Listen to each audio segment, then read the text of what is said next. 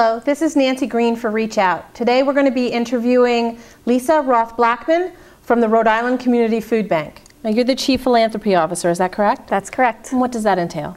So I really head up all of our fundraising and marketing communications, and our volunteer program also falls within my team. And what is the Rhode Island Community Food Bank? So the food bank is really the central charitable food distribution warehouse for the state. So we have a huge warehouse. We distribute about 9.5 million pounds of food a year through a network of member agencies all across the state, about 180 food pantries and soup kitchens and other agencies around the state. Wow, wow. Is there any food bank that's not affiliated with you, or are all the food banks affiliated with you? There are some that are independent, but I'm guessing that the majority of food pantries and other agencies, some of them are large social service agencies, some are smaller, run out of a church basement, but the majority of them are affiliated with us. Okay, and exactly how does your organization, how is it structured? Sure. So we receive food donations both locally from local supermarkets and food wholesalers and manufacturers, as well as through a national network called Feeding America. And Feeding America solicits the national food companies like Kraft or General Mills or ConAgra. And we are able to access, a truckload of cereal.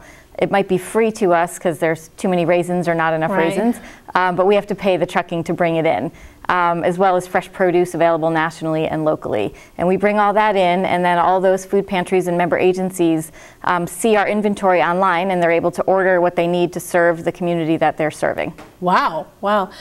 Do you have any kind of metrics and reporting that you're able to see, like if someone doesn't have certain items that you can make suggestions to them, or is it the individual food banks will handle their inventory? They generally will handle their inventory. If anything, it probably goes the other way, that they would request things from us that we may or may not have due to whatever's come in donation. And in some instances, more and more lately, the supply of donated food has really changed and gone down as the supermarket industry has become more efficient. Mm-hmm. So it's not that they're not generous and good to us, but they don't have shelf fulls of things about to expire anymore. Okay. So to make up for that downfall, especially in the recession where the need is up, we end up purchasing food at wholesale as well, and we collaborate with other food banks in New England to try to bring that cost down as much as we can. The advantage of that is that we're able to bring in healthy, good food that families can make meals out of, which we didn't necessarily always get in donation. Now, how many people work for the organization?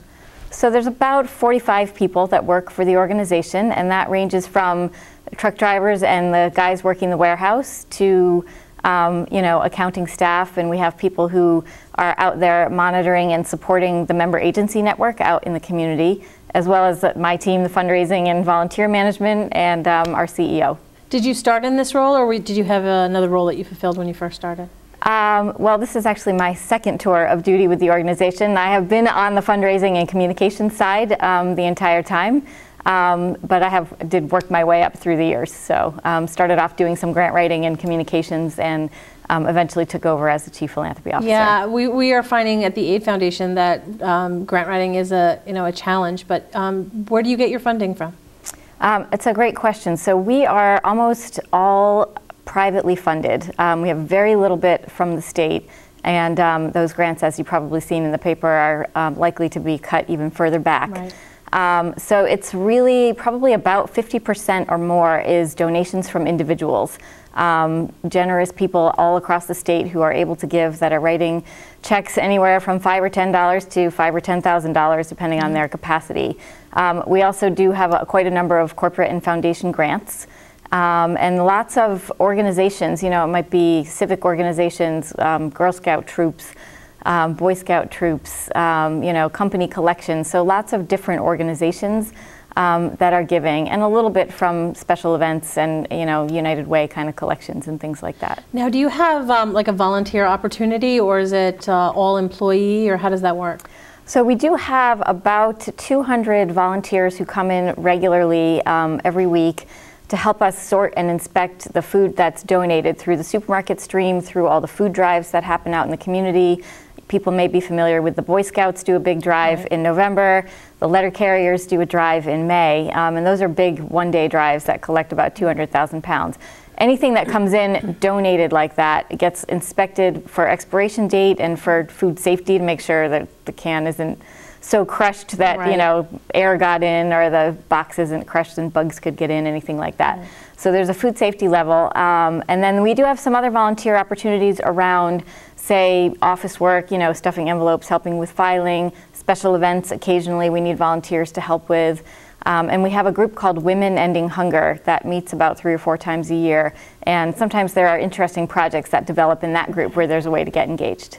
Now, if I'm not part of that particular organization, but I wanted to get involved, how would I go about doing that?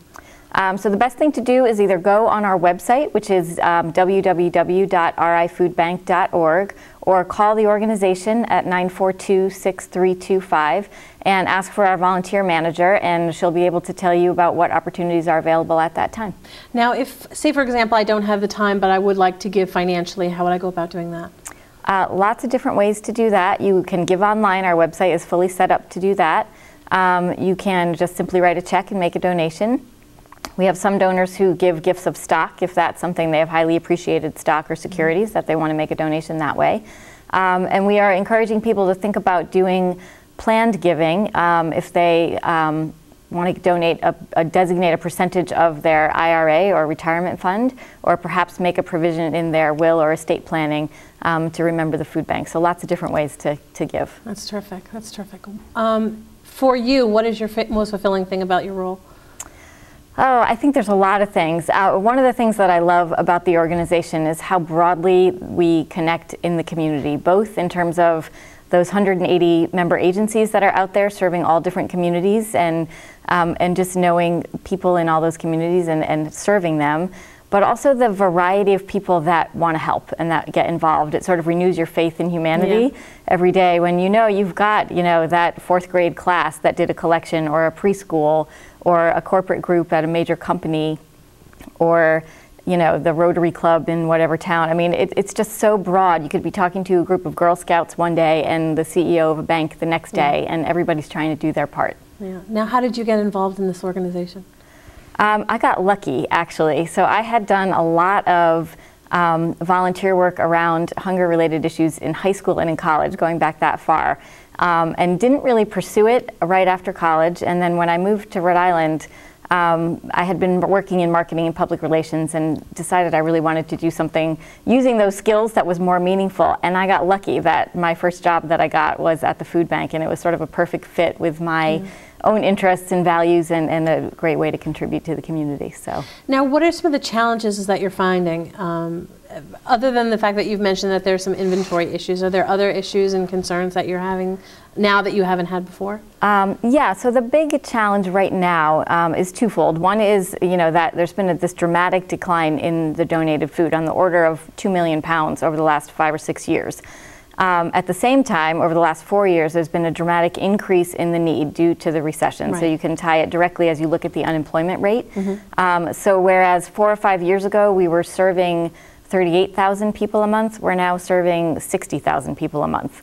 So as I said, we've raised funds and we've been able to purchase food to make up for that difference, but we're at a point where the cost of food, the cost of fuel to truck it here, it costs us more just to basically stay level from year to year, but we're not seeing that need go down yet. And I don't think we're going to see a big decrease in need until the unemployment rate starts going down. So that's really our biggest challenge, is how do we at least stay level, if not increase, to keep up with the need at a time when the environment is so challenging. Right.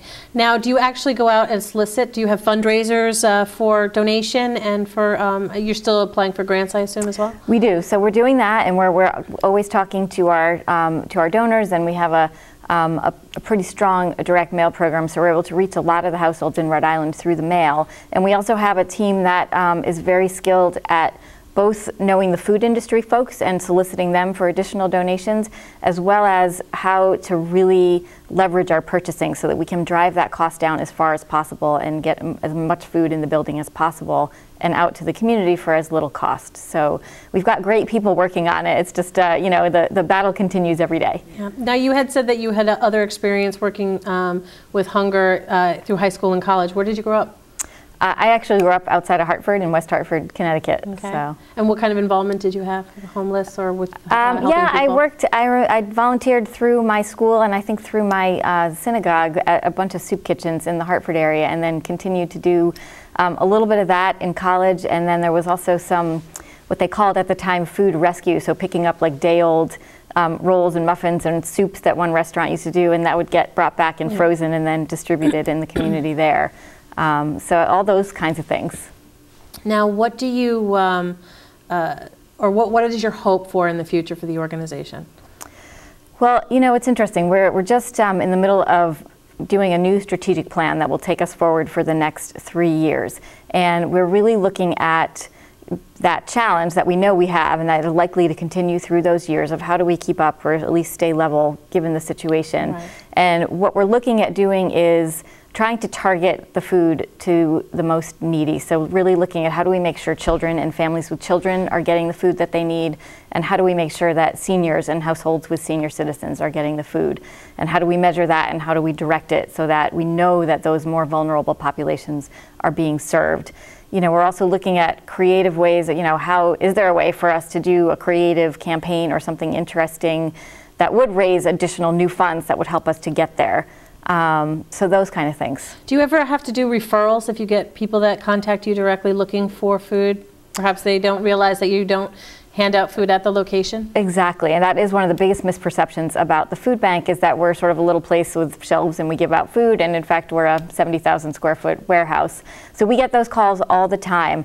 And we either will refer them directly based on where they live. Our list of member agencies, if anyone does need assistance or is looking for help, is on our website. There's very bright red buttons that say Get Food. And also there's a really helpful phone number, 211, which is sort of like a 411, but it's really for whatever kind of assistance or social service needs you would have. They have an extensive database, and we often will refer people to 211, and they will find out, well, the person might need food and utility assistance or childcare assistance, and they'll refer them exactly to the right place in their community. Excellent, excellent. We actually do that referral as well too, and we do the 211.org for people who have web access. Excellent. It's the same organization, it just has a web-based. Now, as far as the role that you're currently fulfilling, you said that you do media and public relations. Is that right? Yes, I have a team member that does that with me, a director of communications, but yep. Do you do like organizational, I'm trying to think of exactly the best way to say it. When you do fundraisers, et cetera, are you that person? Are you that public face that does like the fundraising activities, or is there a team of people who do that? There really is a team of people. So if we had, you know, a media opportunity at an event, you know, we probably first would give our CEO the opportunity to do it, Andrew Schiff. Cindy Elder is our director of communications, and I know she's been in touch with you guys and does a lot of our media outreach. When we do major fundraisers, and we only do 2 or 3 fundraisers a year, again, it really is a team effort, and I'm lucky that I have such great people that are working with me, both on the development and fundraising team, but you know, when push comes to shove, it's the whole organization that will pitch in and help out and make sure that an event goes smoothly. Now, do you have any events or fundraising that's coming up? Well, the biggest thing coming up, because I know this is in May, we will be launching our summer food drive in the middle of June, actually on the first day of summer on June 20th. And that is an opportunity. Summer is a really surprisingly difficult time for families in need. Lots of kids during the school year in low-income households are getting reduced price or free lunch, and in some cases breakfast. So when summer comes, a much smaller percentage are actually getting summer meals at any of the summer feeding sites. So it's actually a time of higher need for families because the kids aren't getting